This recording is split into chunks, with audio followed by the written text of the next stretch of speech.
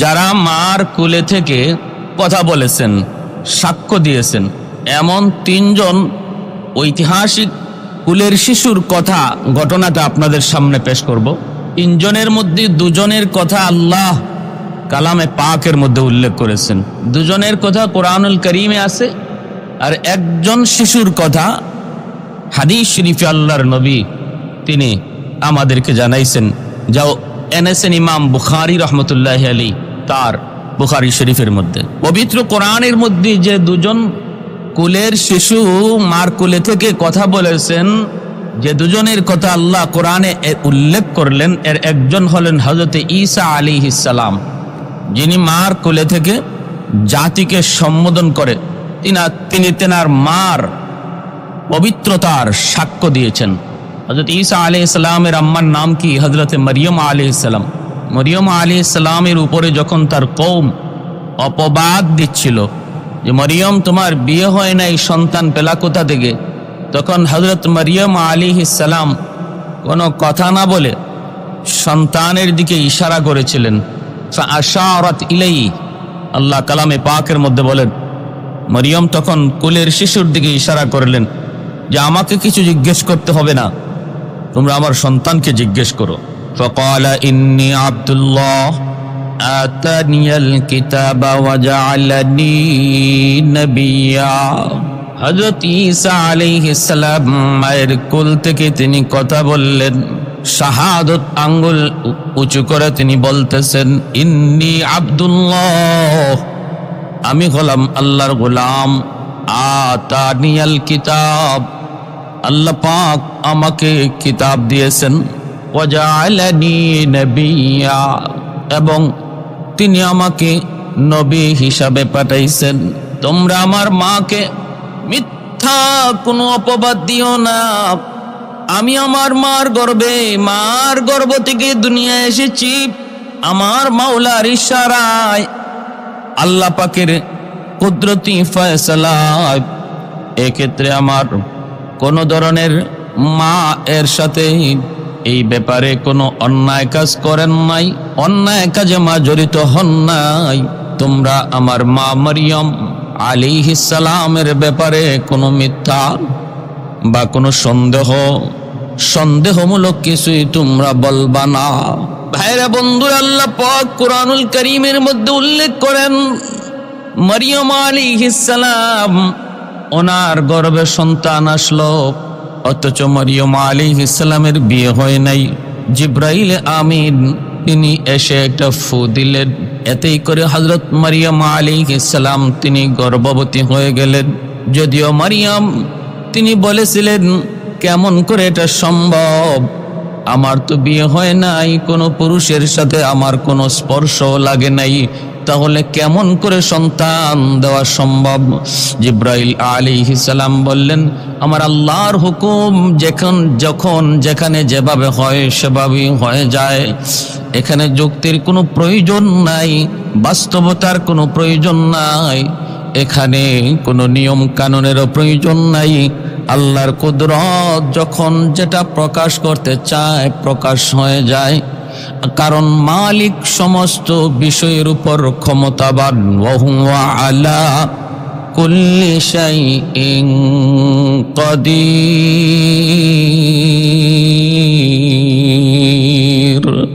সব কিছুর উপরে আল্লাহ ক্ষমতাবান। বন্ধুরা, এই বিষয়ে আমাদের সবার জানা, এজন্য আমি এখানে আর লম্বা আলোচনা করি না।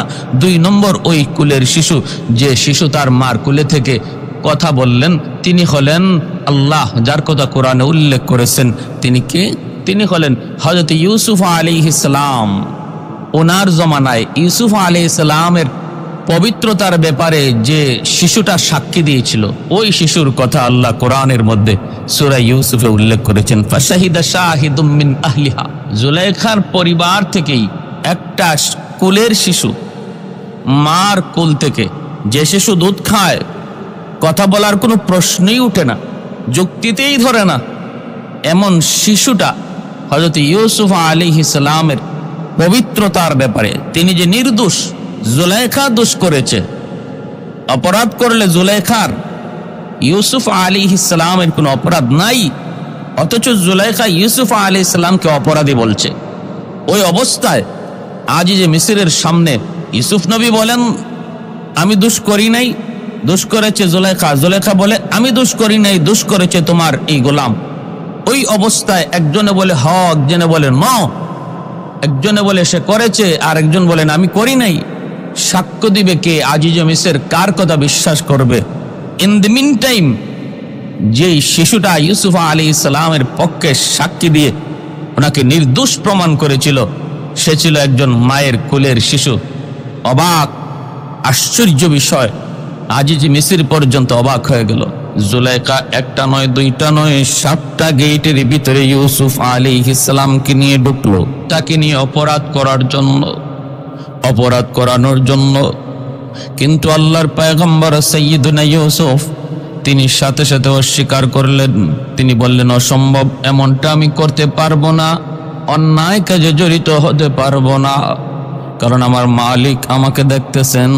জুলাইখা বলতেছে দেখো কেউ নাই, 7টা গেটের ভিতরে তোমাকে ঢুকাইছি ইউসুফ, তোমার মালিক দেখতেছেন। যদি বলো তাহলে দেখো মালিকের মুখটাও ঢেকে দিলাম, কারণ তার ওই রুমে ছিল একটা দেবতা, ওই দেবতার মুখটা কাপড় দিয়া ঢাইকা।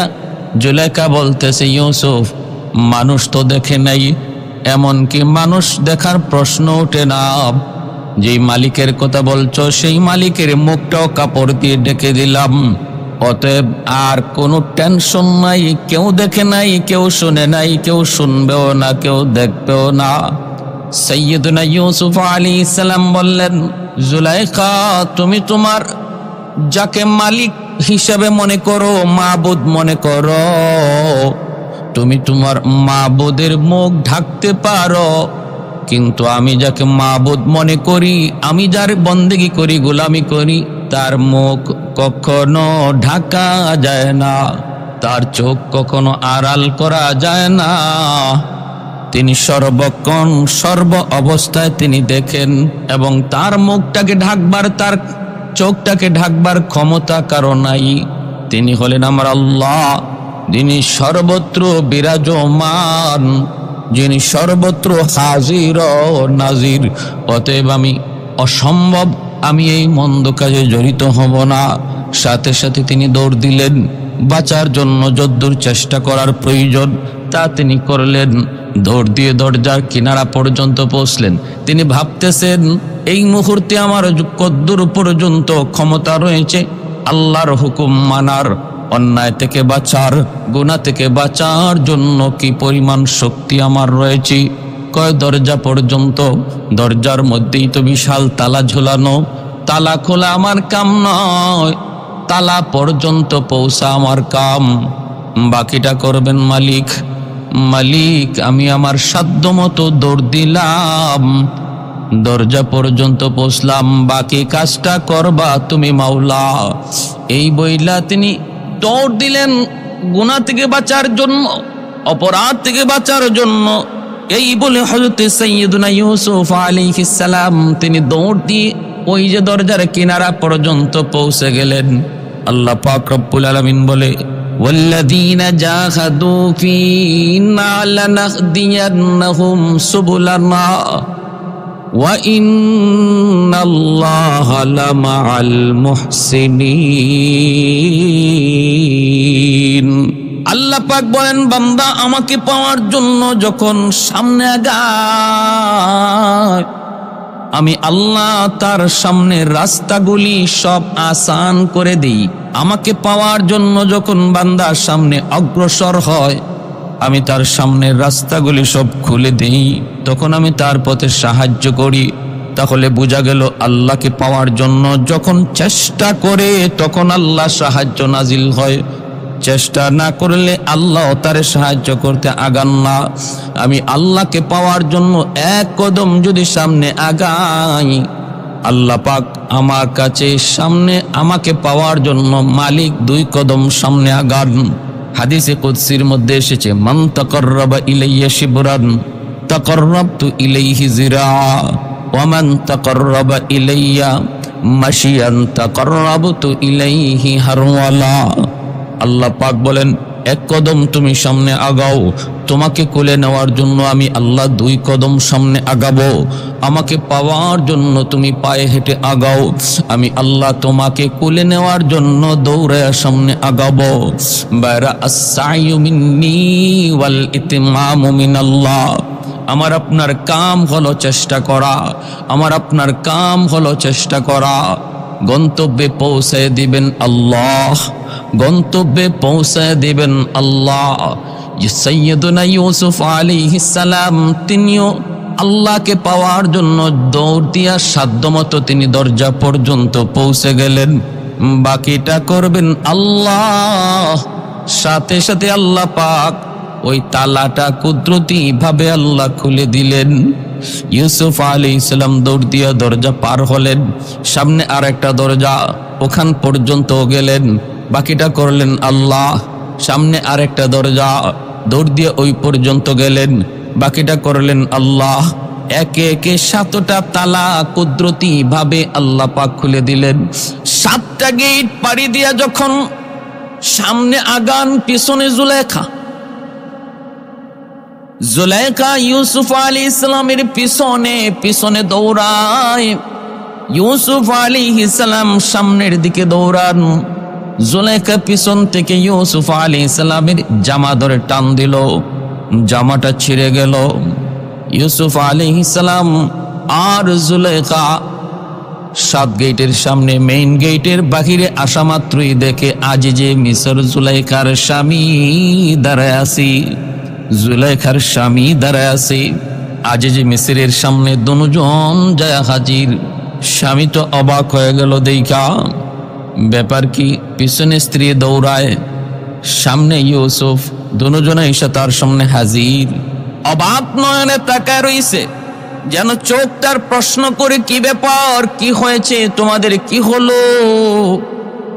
জুলেখা প্রশ্ন করার আগেই সে তার চালাকি শুরু করলো। চালাকি বলতেছে, জাহাপনা, যারে এতদিন পর্যন্ত আপনি নিজের সন্তান বইলা তারে পাললেন, লালন পালন করলেন,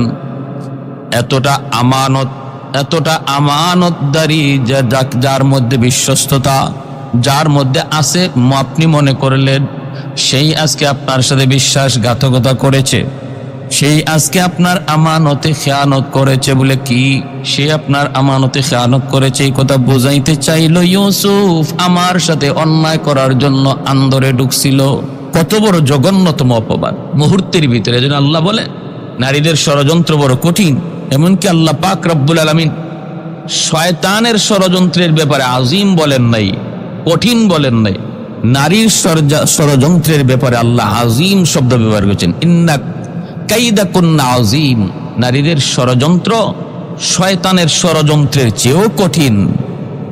সব নারীর কথা বলি নাই, যে সমস্ত নারীরা ষড়যন্ত্র করে, যারা এই জঘন্যতম কাজে লিপ্ত, তাদের কখনো কখনো ষড়যন্ত্র, শয়তানের ষড়যন্ত্রকেও হার মানায়। ইউসুফ আলাইহিস সালাম নীরব থাকেন নাই।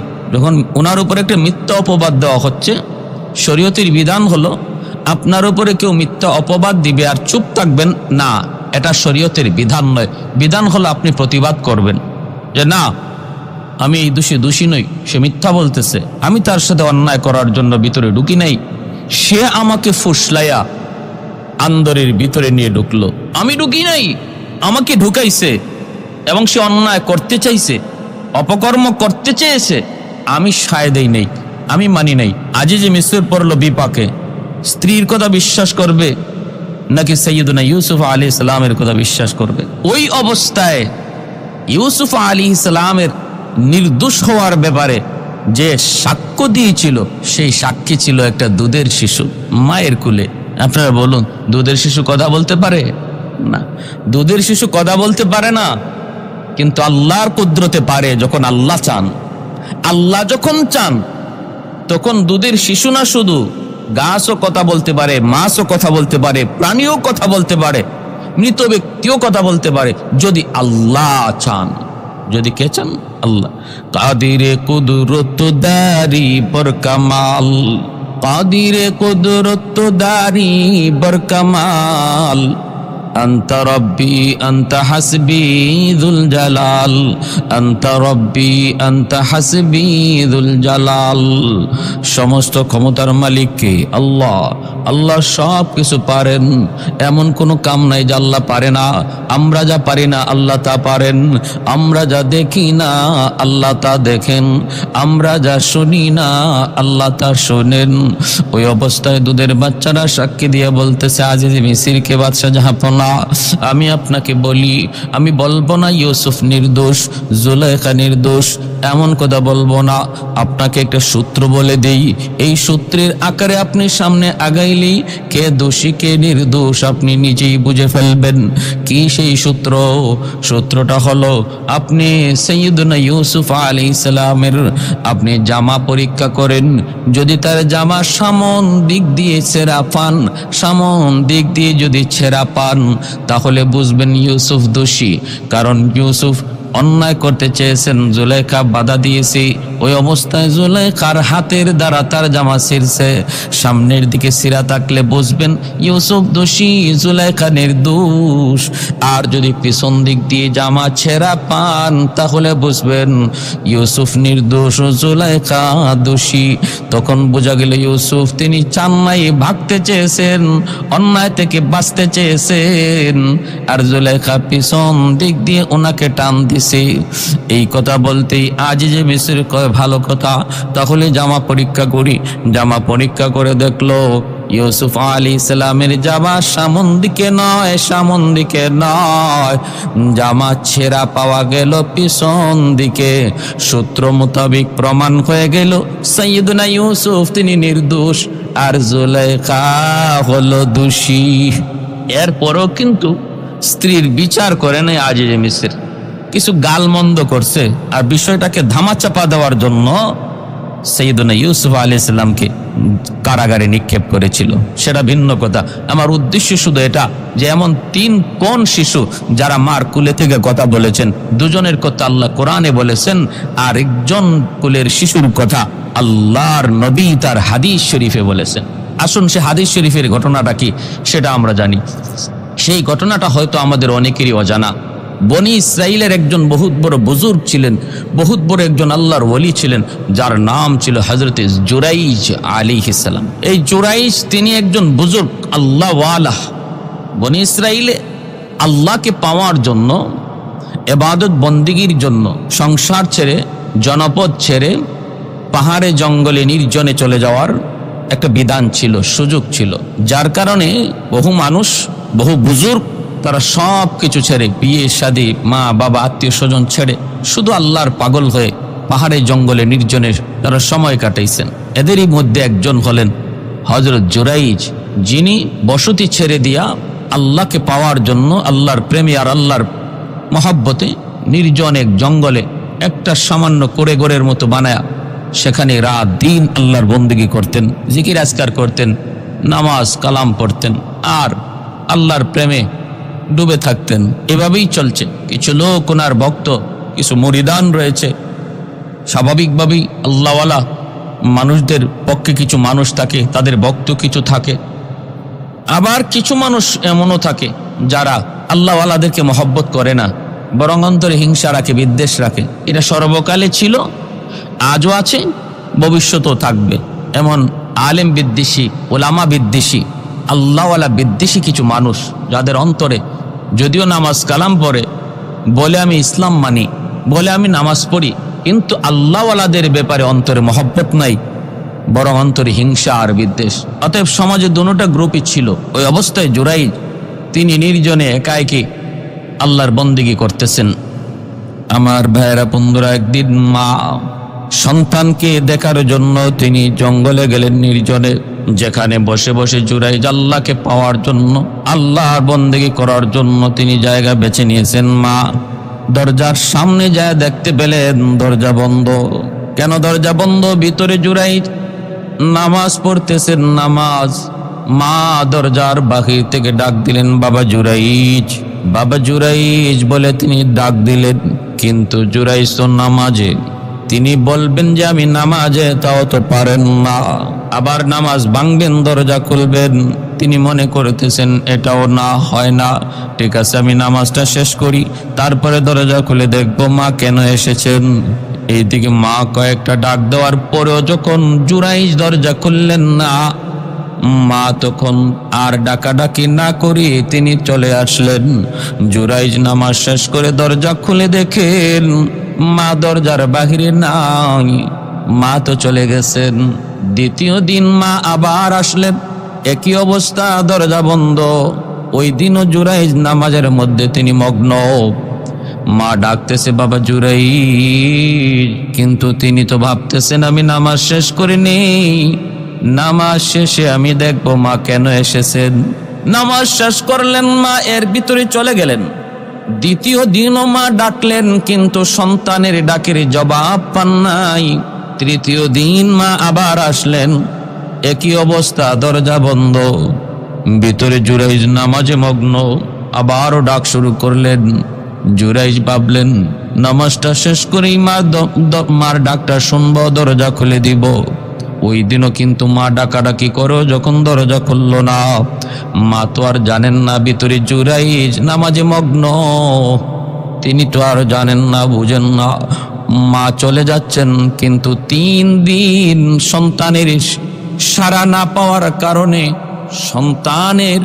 সন্তানকে না দেখার কারণে, দরজা না খোলার কারণে মা ভীষণ কষ্ট পেলেন। কষ্ট পেয়ে মা ফিরে যাইতেছে আর একটা বদদুয়া দিয়ে যাচ্ছেন।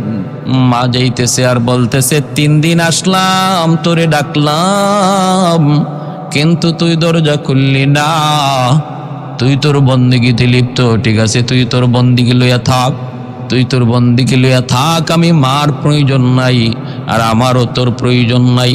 আল্লাহ যেন তোরে মৌতের আগে বেশ্যা কোনো নারীর ফান্দে ফালায়, নাউজুবিল্লাহ।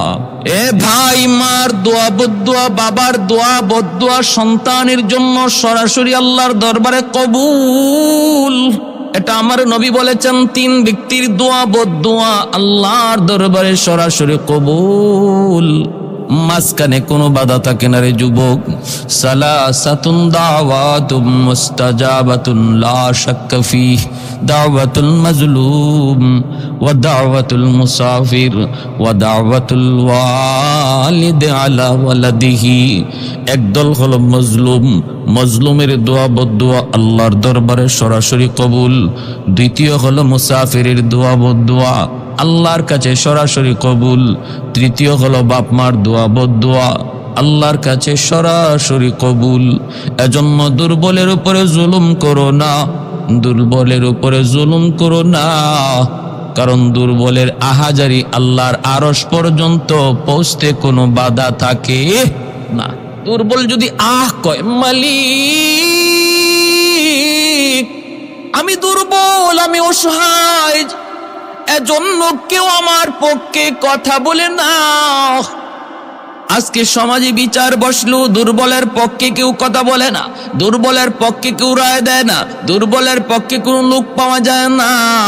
দুর্বল যদি নির্দোষ হয় তবুও সমাজে তারে দোষী বানানো হয়, আর সবল মানুষ যার শক্তি আছে, টাকা আছে, গোষ্ঠী বড় আছে, বিচার তার পক্ষে যায়।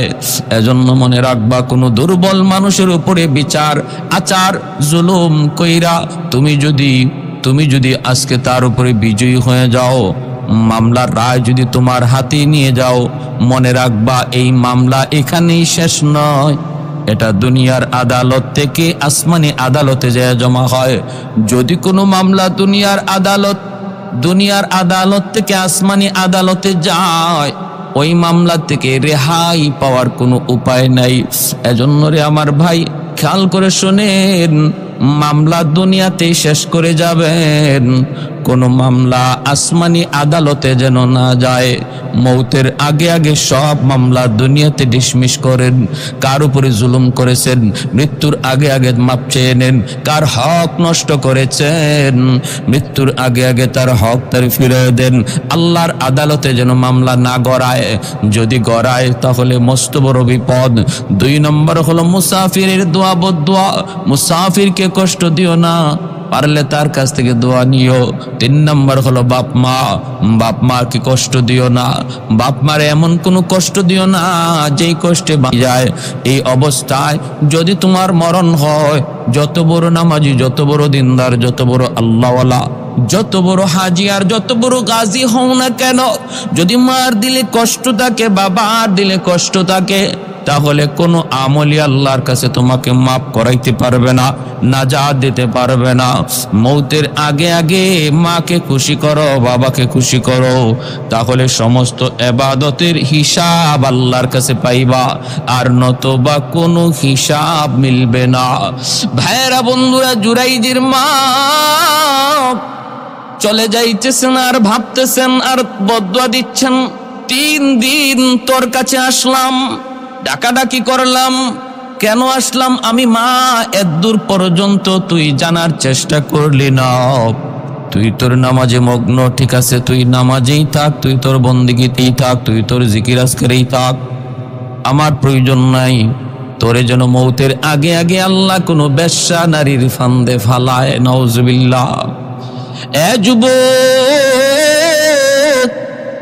মনে কইরো না, মনে কইরো না আমার বন্দেগীর দ্বারা আমি আল্লাহর কাছে পার পেয়ে যাব। মনে কইরো না আমি বহুত বড় বুজুর্গ, আমি বহুত বড় অমুক, আমি বহুত বড় তমুক। মার সামনে কোনো বুজুর্গি চলে না, বাপ মার সামনে কোনো চেয়ারম্যানি, মেম্বারি, এমপিগিরি, মিনিস্টারগিরি চলে না। দুনিয়ার যত ক্ষমতা, যত পাওয়ার, সমস্ত পাওয়ার মায়ের পায়ের নিচে, মায়ের পায়ের নিচে। এমনকি নবীদের নবুয়ত পর্যন্ত মার সামনে কিছুই না। আল্লাহর নবী, রহমতের নবী, সাহাবায়ে কেরামদেরকে নিয়ে নবী জিরানা নামক জায়গার মধ্যে নবী বসা। হঠাৎ করে সাহাবায়ে কেরাম দেখতেছেন আমার দ্বীনের নবী, মায়ার নবী, তিনি মজলিস থেকে উঠে গেলেন। ওইটাই নবী দৌড় শুরু করলেন। সাহাবায়ে কেরাম অবাক, নবী কোথায় যান, কোথায় যান? তাকায় দেখেন একজন বৃদ্ধা মহিলা লাঠিতে বর দিয়া নবীর দরবারের দিকে আসতেছে। আর আল্লাহর নবী ওই মহিলার দিকে তিনি দৌড় শুরু করলেন। সাহাবায়ে কেরাম তারাও পিছনে পিছনে যাইতে লাগলেন। সাহাবারা দেখতেছেন ওই মহিলা, বৃদ্ধা মহিলা লাঠিতে বর দিয়া কষ্ট করে করে নবীর দরবারের দিকে আসতেছেন। আর নবী ওই মহিলাকে আগায়া আনার জন্য তিনি হাইটা নয় দৌড়ায় যাইতেছেন। আল্লাহর নবী কাছে যাইয়াই নবী বলতেছেন, মা, ও মা, কষ্ট করে নবীর দরবারে কেন আসলো? মাগো, তুমি যদি আমাকে খবর পৌঁছাইতাম, আমি নবী তোমার দরবারে হাজির হয়ে যেতাম। আমার কাছে তুমি কষ্ট করে কেন আসলা গো মা? নবীর নবুয়ত মায়ের সামনে কিছুই না। এই বলি আমার নবী, রহমতের নবী, তার নবুয়তি চাদর, আমার নবীর নবুয়তি চাদর, ওই চাদরখানা নবী মাটিতে বিছায়া দিলেন। বিছায়া দিয়ে নবী বলতেছেন, মা গো, মা, তুমি নবীর নবুয়তি চাদরে বসে পড়ো, নবীর নবুয়তি চাদরে বসে পড়ো। ও মা, তোমার জুতা খোলা লাগবে না, পায়ের ধুলাবালি পরিষ্কার করা লাগবে না, ওই ধুলাবালি সহ নবীর নবুয়তি চাদরে বসে যাও। তোমার পায়ের ধুলার বালিতে আমার চাদর ধন্য হবে। সাহাবায়ে কেরাম বলে, নবী গো, কে গো নবী, কি তার পরিচয়? এত দামি মহিলা সে কে যে নবীর চাদরে পায়ের ধুলাবালি সহ বসে গেল? যার পায়ের ধুলাতে নবীর নবুয়তি চাদর ধন্য হবে বললেন। নবী গো, তিনি কে, কি তার পরিচয়? এত বড় মহিয়সী নারী, তিনি কে, কি তার পরিচয় একটু জানান। আল্লাহর নবীর চোখ দিয়ে তখন একটু অশ্রু ঝরতে লাগলো। চোখের কোনায় নবীর অশ্রুর ফোঁটা জমে গেল।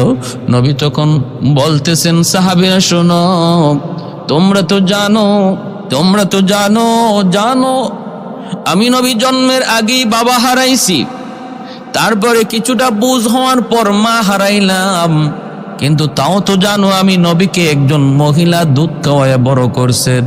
নবীর দুধমার নাম তোমরা শুনেছ। সাহাবীরা বলে, নবী গো, আপনার দুধমার নাম হলো হালিমা সাদিয়া। হালিমা সাদিয়া। নবী তখন চোখের পানিটা মুছেন আর বলেন, সাহাবীরা রে, তোমরা শুধু নবীর দুধমার নাম শুনেছ, হালিমা হালিমা, কোনদিন হালিমা সাদিয়াকে দেখো নাই।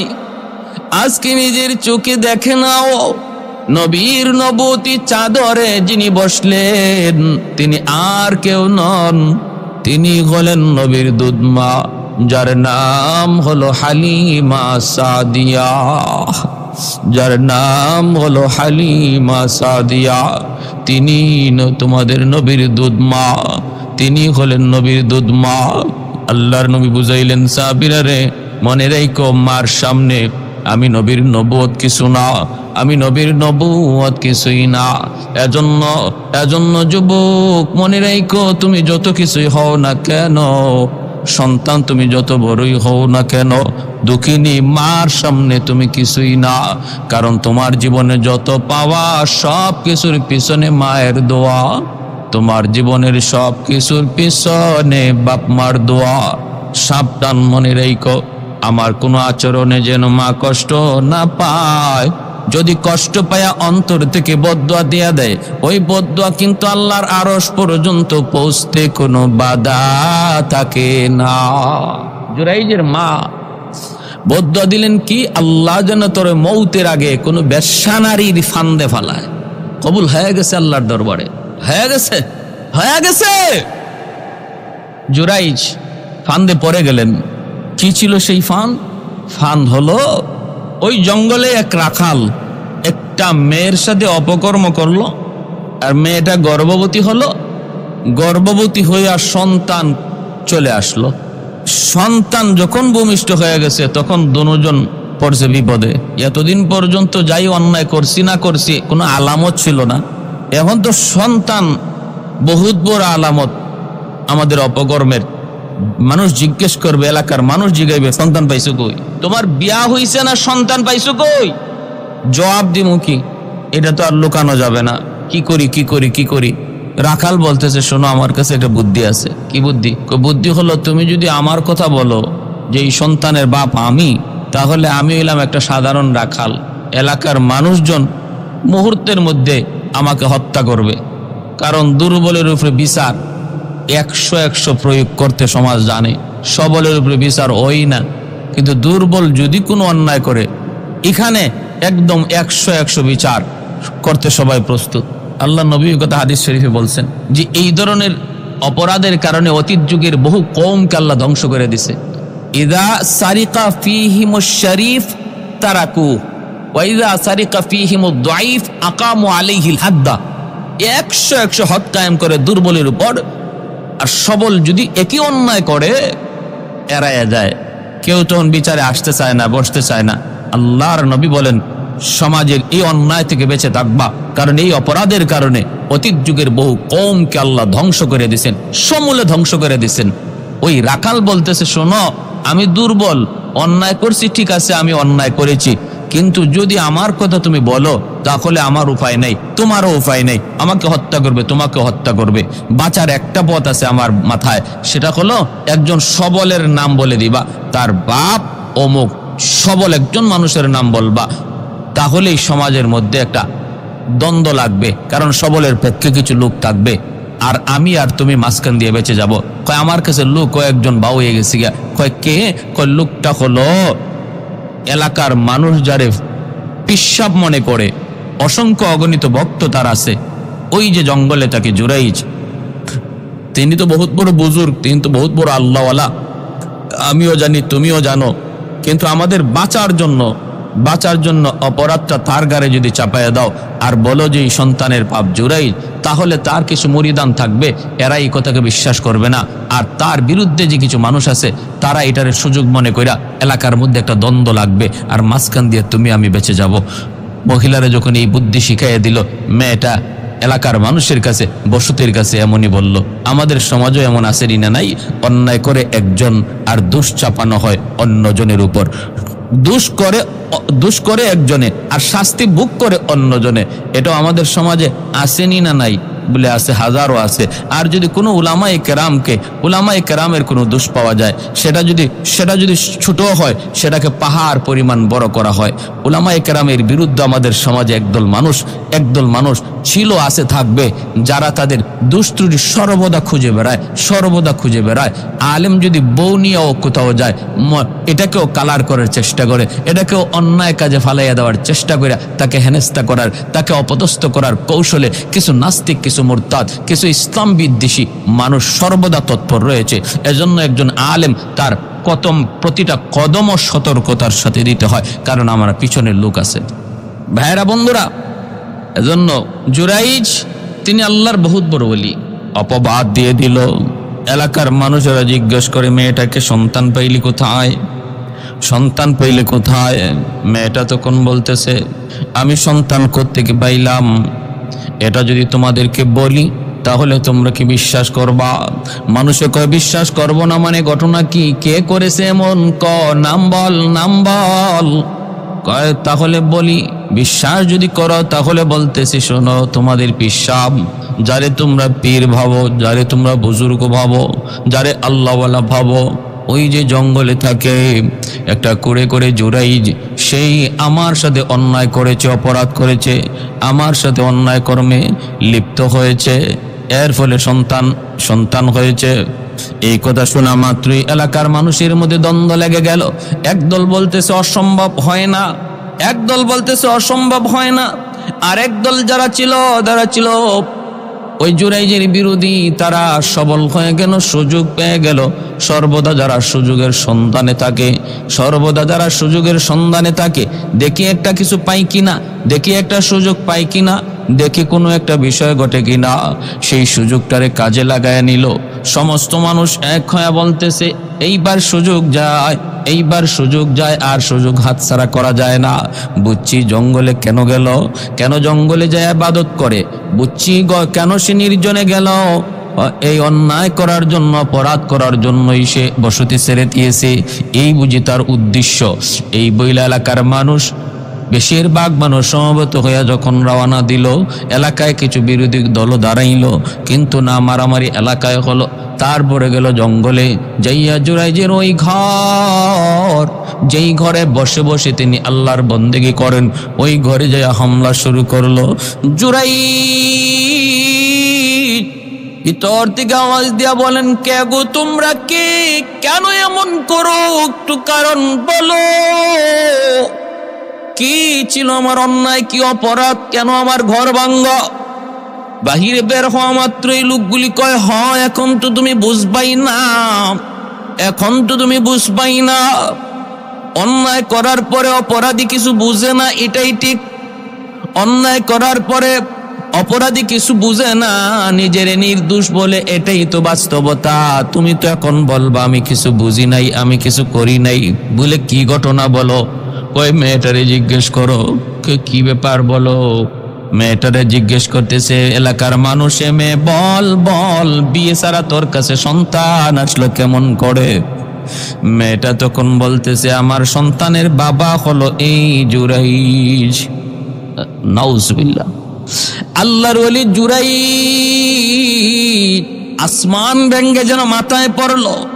এত বড় জিনার অপবাদ একজন আল্লাহর ওলির উপরে। জুরাইজ অবাক হয়ে গেলেন, আসমান ভেঙ্গে যেন মাথায় পড়লো। তিনি বুঝে ফেললেন কোন বহুত বড় পরীক্ষার সম্মুখীন হয়েছেন আল্লাহর তরফ থেকে। অন্যায় তার হয়ে গেছে, অপরাধ হয়ে গেছে, কোনো একটা অপরাধ হয়েছে, যে অপরাধের কারণে তিনি এত বড় পরীক্ষার সম্মুখীন হয়েছেন।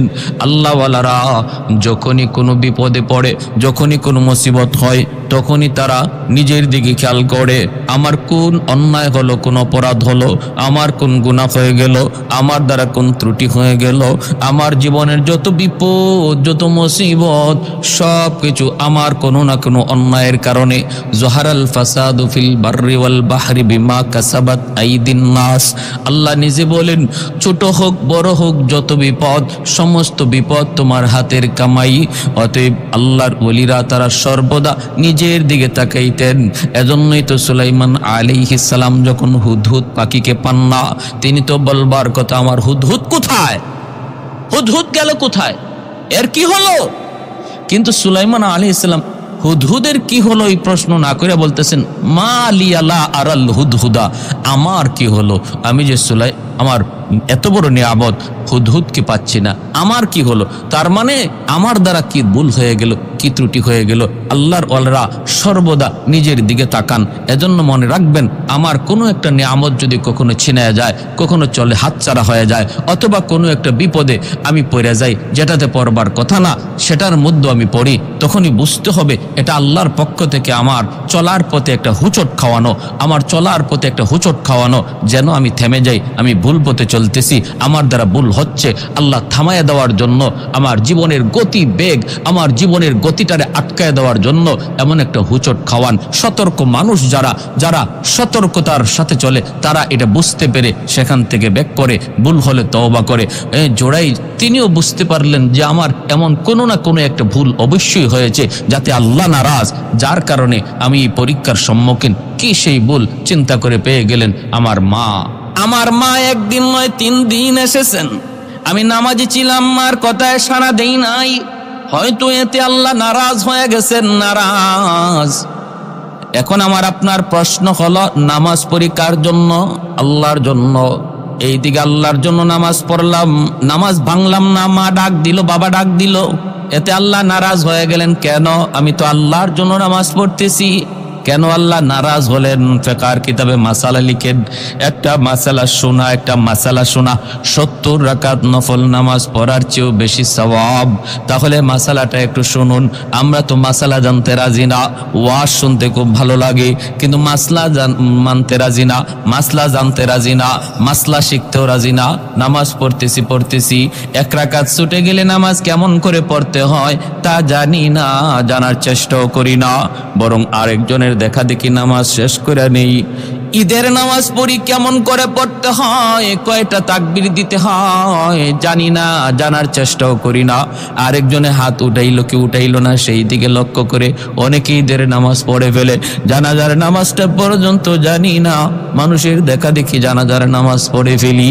এই হলো আমাদের জীবনের আদত। কিন্তু নারী যুবক, 70 রাকাত, 1 রাকাত 2 রাকাত নয়, 70 রাকাত নফল নামাজ পড়ার চেয়েও বেশি সওয়াব আল্লাহ বেশি পছন্দ করে বান্দা যখন একটা মাসালা জানে।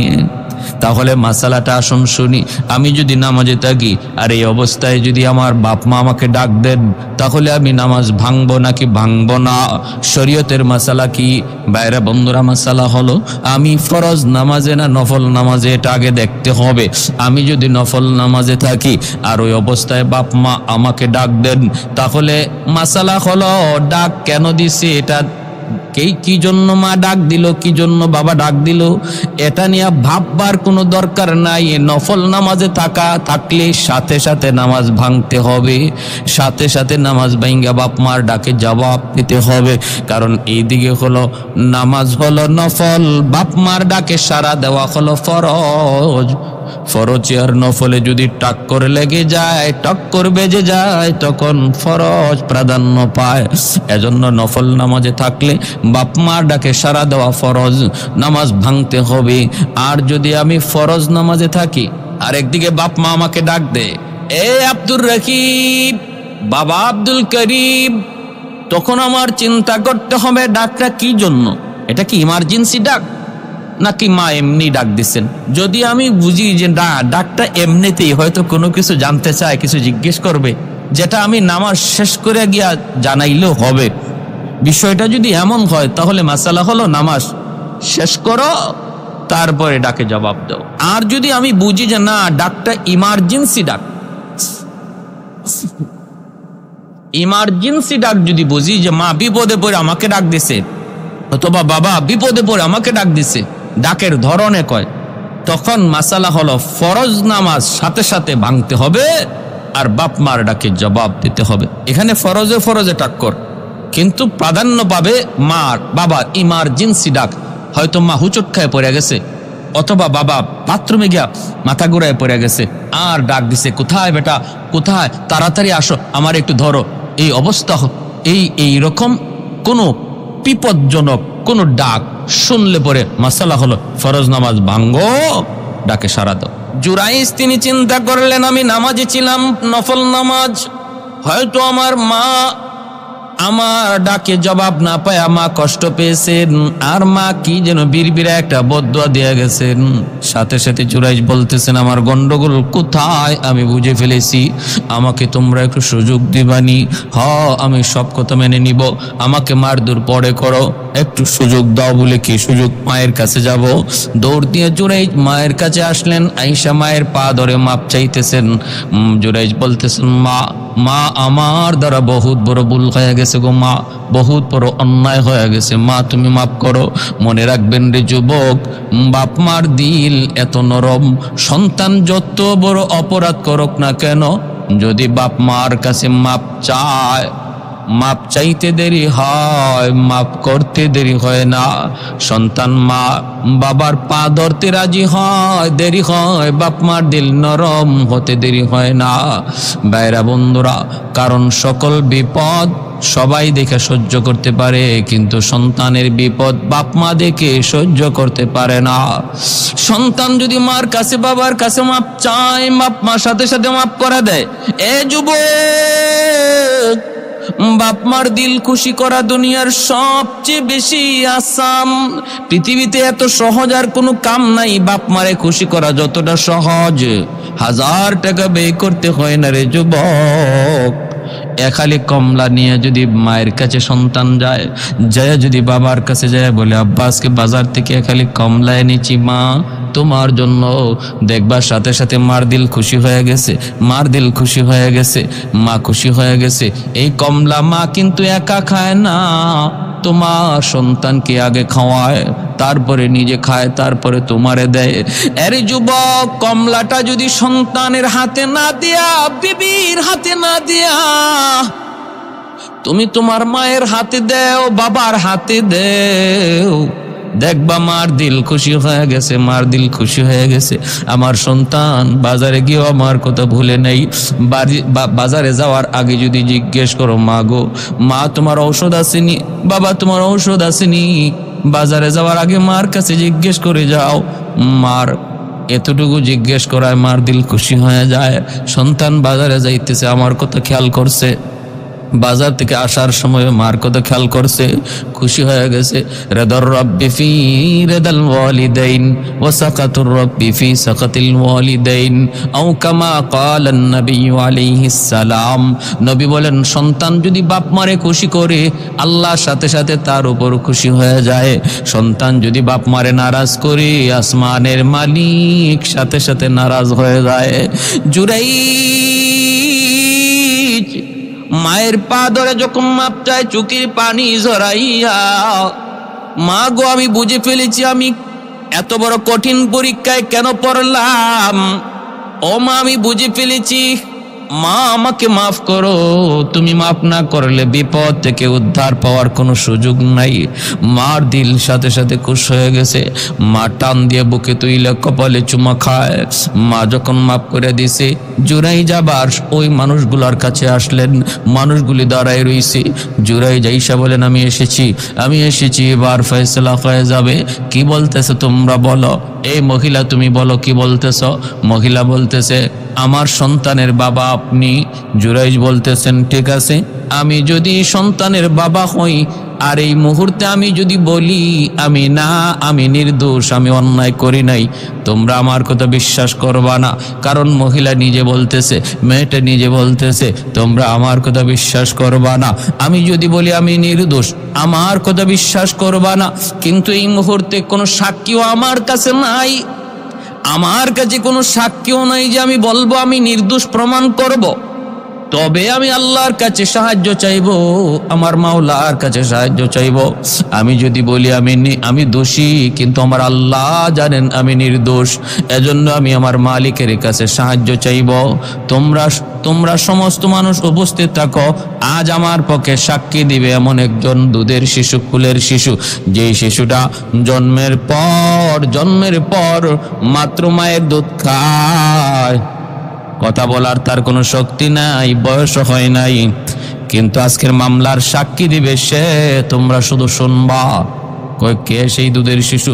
কই ওই শিশুটাই, যেই শিশু তার কুলে, যেই শিশুটা তার কুলে, এই শিশুটাই আজকের সাক্ষী দিবে। সে বলে দিবে তার বাবাকে। যদি ওই কুলের শিশুটা নিজেই বলে দেয় তার বাপকে, তার বাবার পরিচয় শোনায় দেয়, তাহলে কি বিশ্বাস করব? মানুষজন কয় তাহলে তো কোনো সন্দেহই নাই। আর এটা কেমন করে সম্ভব? এটা তো হইতেই পারে না। এই শিশু তো কথা বলার শক্তি নাই, এই শিশুর তো কথা বলার বয়স হয় নাই, তাহলে কেমন করে সম্ভব? জুরাইজ বলেন সব সম্ভব যদি আমার আল্লাহ চায়, সব সম্ভব যদি আমার আল্লাহ চায়, সব সম্ভব যদি আমার আল্লাহ চায়। আলহামদুলিমান কাদ্দারা খাইরাম ওয়া খাবালা, আলহামদুলিমান কাদ্দারা খাইরাম ওয়া খাবালা, ওয়া শুকরু লিমান সাওয়ারা হুসনাও ওয়া জামালা, ওয়া শুকরু লিমান সাওয়ারা হুসনাও ওয়া জামালা, ফারদুন সামাদুন আন সিফাতিন খালকে বারিউন, রব্বুন আযালিয়ুন খালাকাল খালকা কামালা, লা জিদ্দা ওয়ালা নিদ্দা ওয়ালা হাদ্দা লিমাওলা, লা জিদ্দা ওয়ালা নিদ্দা ওয়ালা হাদ্দা লিমাওলা, আল আনা কামা কানা ওয়ালাম ইয়ালকা যাওয়ালা, আল আনা কামা কানা ওয়ালাম ইয়ালকা যাওয়ালা, লা মিসলা ওয়ালা সাওয়ারা মিসলাম ওয়া নাযীরা, মান ক্বালা সিওয়া যালিকা ক্বাদ ক্বালা মুহালা। প্রশংসা করব কার? সকল ক্ষমতার মালিককে, আল্লাহ। জুরাইজ বলেন তাহলে তোমরা এবার নিজেরাই নিজের চোখে দেখো কি পরিমাণ ইয়াকিন আল্লাহর ওলির জন্ম নিল। এখন আমার সাথে আমার মায়ের দোয়া আছে, অতএব আমি বিপদে পড়ব না, আল্লাহ আমাকে বিপদে ফেলাইবেন না। এতক্ষণ পর্যন্ত মায়ের দোয়া ছিল না, মার অন্তরে কষ্ট ছিল, এজন্য বিপদ। ভাইরার জন্যই তো মূসা কালিমুল্লাহ তিনার আম্মা যেদিন মারা গেলেন, আল্লাহ বলতেছেন মূসা এখন থেকে ঘুষে ঘুষে কদম বাড়ায়ো। এতদিন পর্যন্ত মা ছিল, মার দোয়াও পিছনে পিছনে ছিল। আজ তোমার মা দুনিয়ায় নাই, মার দোয়াও তোমার পিছনে নাই, অতএব রে মূসা কদম ঘুষে ঘুষে বাড়াইও। এত বড় পয়গম্বরে আল্লাহ কি সবক দিতেছে? আল্লাহ কয় মূসা বিপদ বিপদ বিপদ থেকে উদ্ধার করেছি আমি আল্লাহ, কিন্তু পিছনে মায়ের দোয়া। আজ পিছনে মায়ের দোয়া নাই, সামনের দিকে আগাইতে ঘুষে ঘুষে হাঁটো। ও ভাইরা বন্ধুরা, এজন্যই বলতেছি, এজন্যই খেয়াল করুন। জুরাইজ তখন বলতেছেন আমি তোমাদেরকে দেখায় দিব। এই বইলা তিনি ওই দুধের শিশুটার দিকে, দুধের শিশুটার কাছে যেয়ে তার পেটের মধ্যে আঙ্গুল দিয়ে গুতা দিলেন। গুতা দিয়ে বলতেছেন ক দেখি তোর বাবা কি, ক তুই মানুষকে জানায় দে তোর বাবাকে। আঙ্গুল দিয়া যখনই এই দুধের বাচ্চার পেটের মধ্যে গুতা দিলেন, সাথে সাথে এই বাচ্চার জবান খুলে দিলেন কে? আল্লাহ। বাচ্চাটা আওয়াজ দিয়া কয় আমার বাবা হলো ওই রাখাল, ওই রাখাল যার নাম হলো অমুক, সে আমার বাবা। যাকে তোমরা অপবাদ দিচ্ছ সে আমার বাবা নয়, বাবা হলো ওই রাখাল। এলাকার মানুষজন অবাক হয়ে গেল, বাচ্চার সাক্ষী সবাই বুঝে ফেলল। সাথে সাথে জুরাইজ তিনি আল্লাহর ওলি, তিনি মুক্ত হয়ে গেলেন। এদের এই অপবাদ থেকে আল্লাহ তারে মুক্ত করলেন ওই দুধের বাচ্চার সাক্ষীর দ্বারা। আর অপরাধ গিয়া পড়লো রাখালের উপর আর এই মেয়ের উপর। দুজনের শাস্তি ধার্য হলো। বিপদ থেকে আল্লাহ তারে বাঁচাইলেন এই দুধের বাচ্চার সাক্ষীর মাধ্যমে। এই ঘটনাটা আল্লাহর নবী হাদিস শরীফে এনেছেন। ইমাম বুখারী রহমতুল্লাহি আলাইহি তার বুখারী শরীফের মধ্যে এনেছেন। তাহলে আমরা পাইলাম তিনটা দুধের শিশু মায়ের কুলে থাকতেই তারা কথা বলছেন। দুইজনের কথা আল্লাহ কোরআনে বলছেন, আরেকটা দুধের শিশুর কথা আল্লাহর নবী তার হাদিস শরীফে বলছেন।